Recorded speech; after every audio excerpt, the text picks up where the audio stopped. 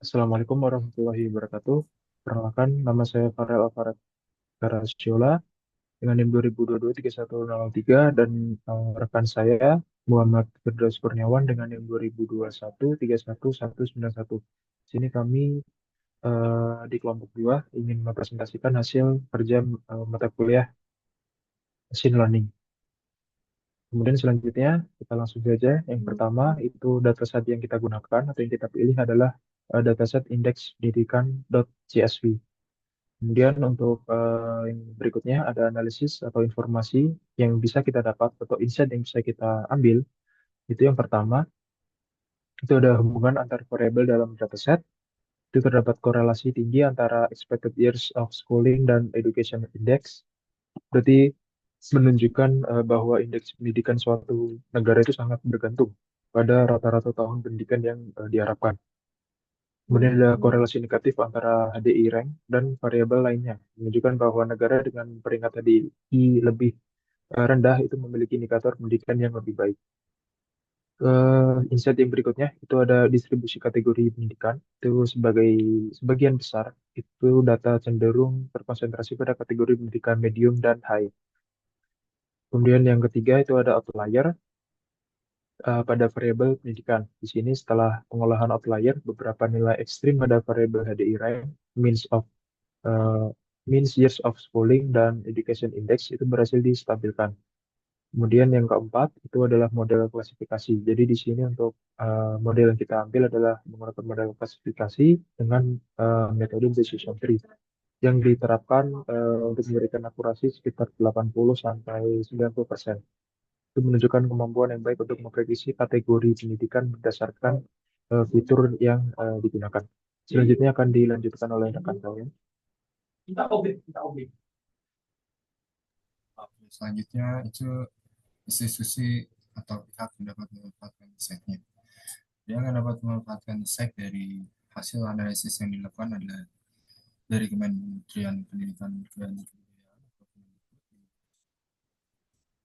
Manfaatnya itu yang pertama perbaikan kebijakan pendidikan dan insight yang dengan insight bahwa expected years of schooling dan years of schooling memiliki korelasi positif yang terhadap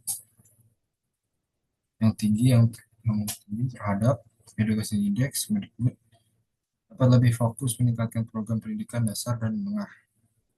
Program seperti pendidikan gratis, beasiswa untuk berprestasi dan menyediakan infrastruktur pendidikan di daerah tertinggal dapat diperluas untuk menjamin akses yang lebih merata bagi masyarakat Indonesia.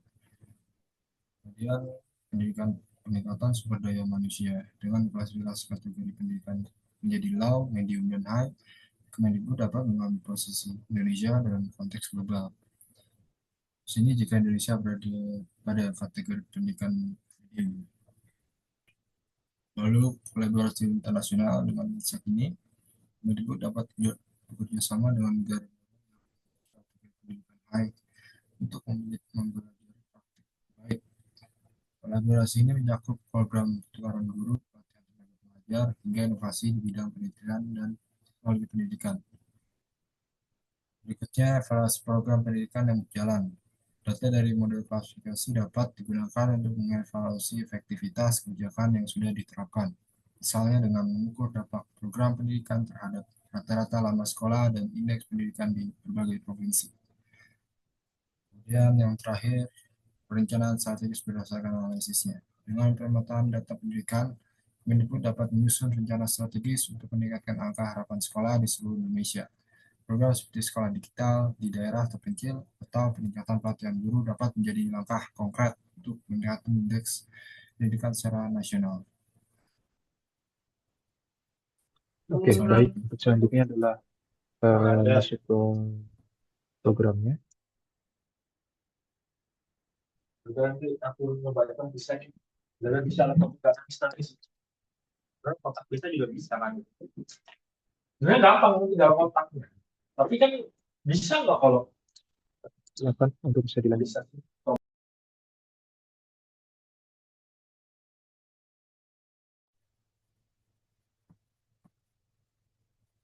Lalu di sini saya ingin menjelaskan beberapa library yang kita pakai untuk program ini.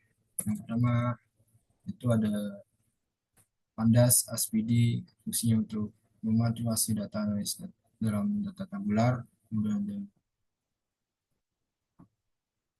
NumPy SNP, itu untuk komputasi numeriknya. Lalu untuk resource data, di sini ada dua library yang kita pakai, yaitu Seaborn dan SNS, dan matplotlib.plt. Oke, untuk selanjutnya, library yang kita pakai itu ada for Mescaline Model Selection, Import Train Test Split. Jadi dia itu untuk berfungsi untuk digunakan untuk membagi dataset menjadi subset, pelatihan, dan pengujian. Kemudian ada from Mescaline Import Decision Tree Classifier. Berarti ini adalah kelas yang mengimplementasikan algoritma pohon untuk algoritma pohon keputusan untuk klasifikasi. Kemudian untuk from escalon pre-processing, import label encoder. Berarti kalau digunakan untuk mengubah variabel categorical text itu menjadi representasi numerik. Kemudian ada from escalon matrix import classification report dan accuracy score. Berarti ini untuk menghasilkan laporan teks yang menunjukkan matriks klasifikasi utamanya termasuk dalam precision, recall, F1 score, dan support. Kemudian untuk akurasi skor sendiri itu untuk menghitung akurasi model. Kemudian selanjutnya bisa dilanjutkan oleh rekan saya. Yang pertama, kita ingin membaca suatu datasetnya, itu kita harus membuat suatu variabel yang bernama df. Di sini ada pd yang fungsinya untuk tadi yang membaca data frame dari suatu dataset dari teks pendidikan.csv. Lalu kita ingin mengambil sebuah 5 data teratas menggunakan df.head.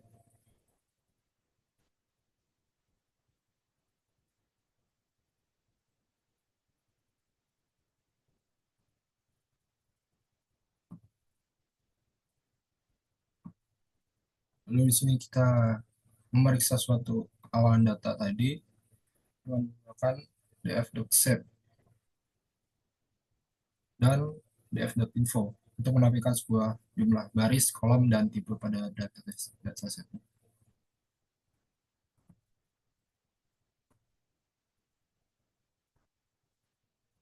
Setelah kita melihat info dan bentuk dari sebuah dataset, kita melakukan pengecekan missing value dari semua dataset. Kita isi dengan is-null dan is-sum-nya, yaitu menjumlahkan semua total dari dataset dan lalu mengidentifikasi nilai kosong atau missing value dan jumlah baris diberikan dalam dataset.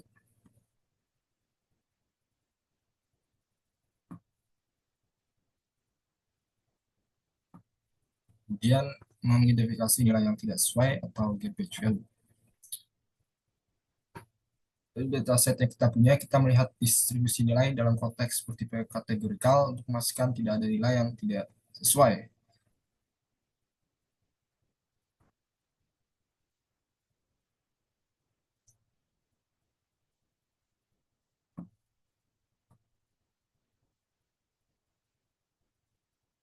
Nah, kita melakukan statistik deskriptif. Di sini kita melakukan penampilan sebuah statistik deskriptif untuk kolom numerik dan kategorikalnya.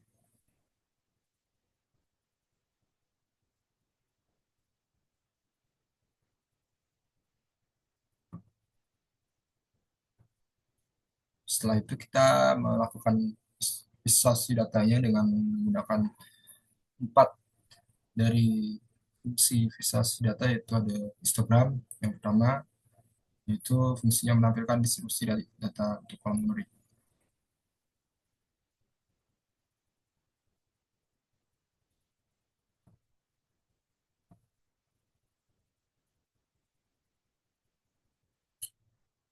Lalu ada browse plot yang nantinya itu untuk memvisualisasi sebuah outlier yang kita ingin cari atau mengidentifikasikan.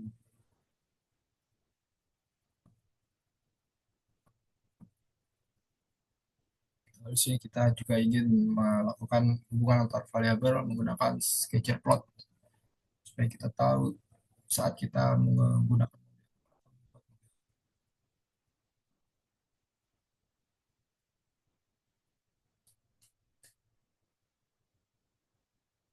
Lalu yang terakhir ada heat correlation, menampilkan korelasi antar kolom numerik dari variabel masuk number.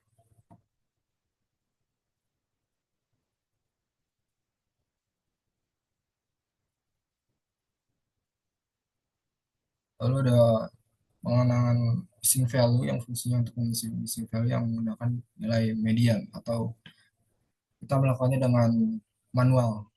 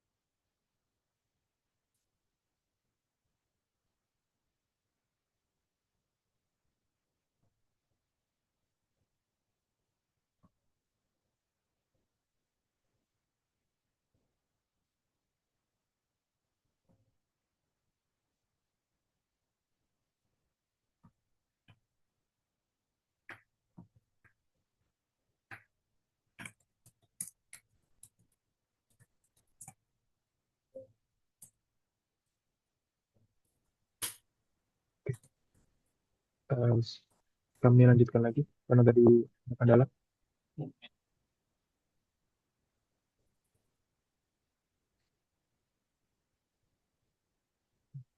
Apa sudah terlihat? Sudah. Oke, bisa dilanjutkan. Selanjutnya itu ada KKN puter. Nah, di sini itu perbedaan dari median dan KKN puter itu kita menggunakan KKN puter untuk mengoptimasi suatu nilai yang hilang dengan secara langsung.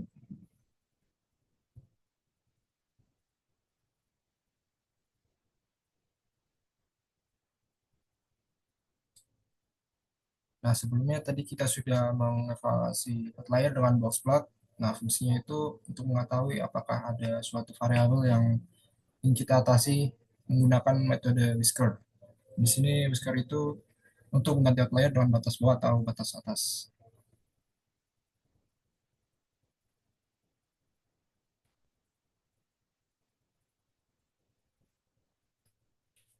Lalu setelah itu ada encoding kategorikalnya. Mengonversi kategorikal menjadi kolom numerik menggunakan one hot encoding.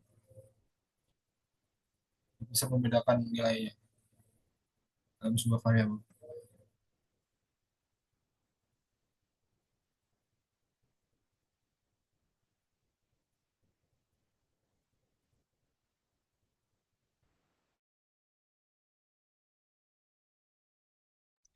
Oke, kemudian untuk selanjutnya itu adalah mengelompokkan education index atau melakukan klasifikasinya. Ini ada variable beans, itu untuk rentang untuk kategori rendah, sedang, tingginya. Kemudian untuk variable labels, itu untuk membagi education index itu menjadi tiga kategori. Ada low, medium, kemudian ada high.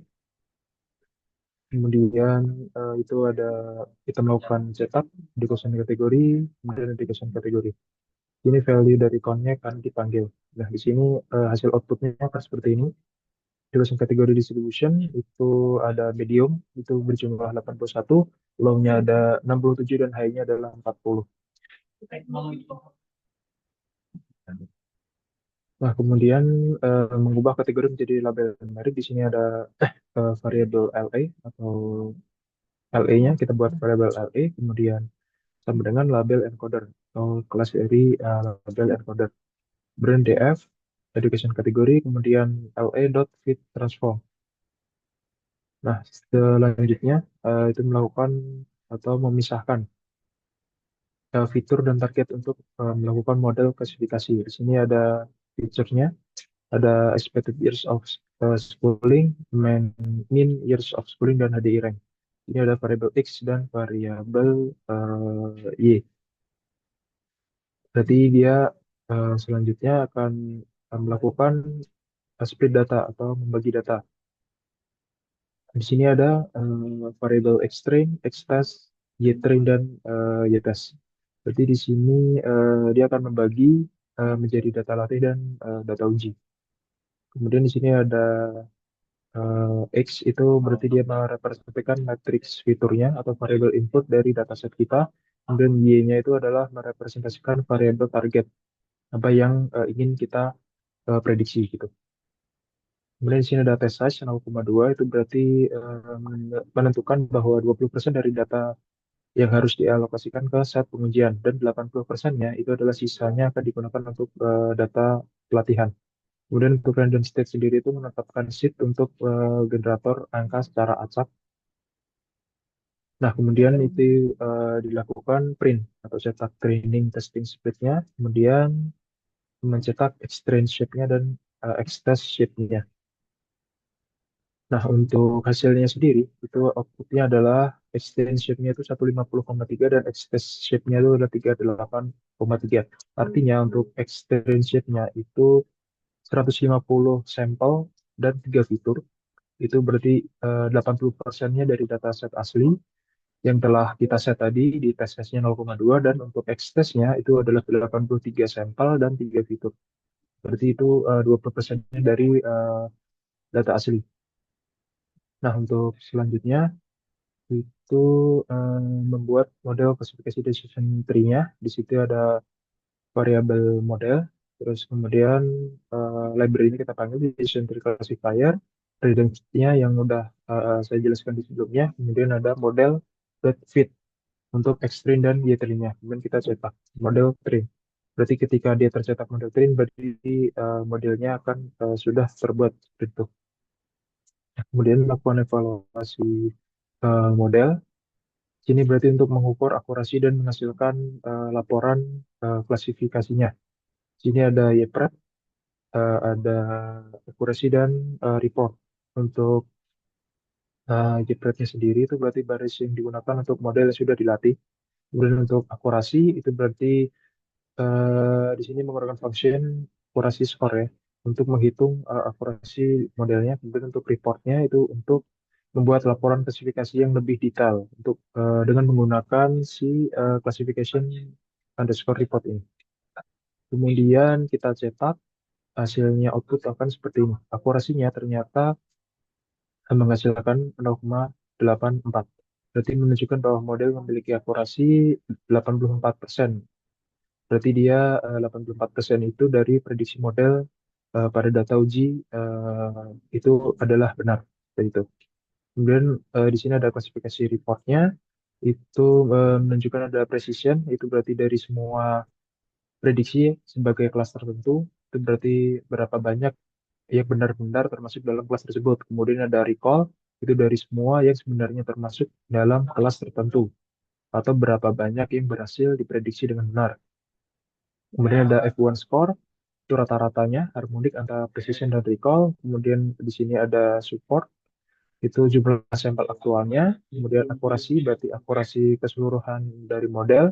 Kemudian untuk makro average di bagian sini, itu untuk rata-rata sederhana dari precision recall dan F1 score-nya di setiap kelas. Kemudian untuk weight average-nya itu ada rata-rata tertimbang dari precision, recall, dan F1 score-nya. Kemudian di sini kita memvisualisasikan. eh, Oke, sebelum masuk ke visualisasi, berarti untuk kesimpulan dari akurasi ini, itu memberikan gambaran komprehensif tentang kinerja model dari klasifikasi. Meskipun akurasi memberikan gambaran secara umum, laporan klasifikasi memberikan detail yang lebih rinci tentang kinerja model untuk setiap kelasnya. Nah, selanjutnya adalah memvisualisasikan confusion matrix-nya. Hasilnya akan seperti ini. Nah, di sini saya sedikit jelaskan berarti untuk eh, hasil dari confusion matrix ya. Di sini ada 6, 14 dan 12. Jadi di sini dia menunjukkan mempresi sorry.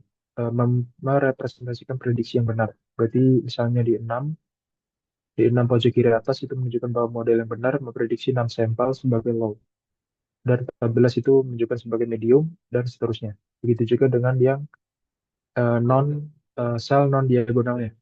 Itu dia contohnya itu ada di angka 2 di baris pertama di sini. Itu berarti dia menunjukkan bahwa model salah memprediksi dua sampel yang sebenarnya low sebagai high gitu.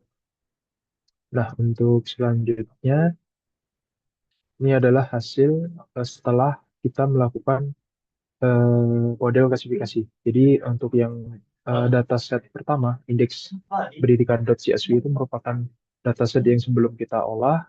Kemudian yang script di terakhir ini adalah merupakan hasil dari eh, file atau output file setelah melakukan model klasifikasi seperti itu. Untuk scriptnya seperti ini, output file kita ambil namanya adalah classified education data.csv. Kemudian df to CSV untuk di convert ke CSV, kemudian di print. Nah, untuk hasilnya sendiri, nah outputnya akan tercetak seperti ini, berarti otomatis dia akan terbentuk dataset atau dataset yang telah dilakukan model klasifikasi. Sini terlihat ada satu kolom atau satu kelas baru, yaitu education kategori, yang mana dia akan merepresentasikan eh, pendidikan indeks edukasi pendidikan yang low, medium, atau yang high. Kurang lebih seperti itu. Oke, mungkin itu saja yang bisa kami sampaikan untuk presentasi kali ini. Kurang dan lebihnya kami mohon maaf. Wassalamualaikum warahmatullahi wabarakatuh. Terima kasih.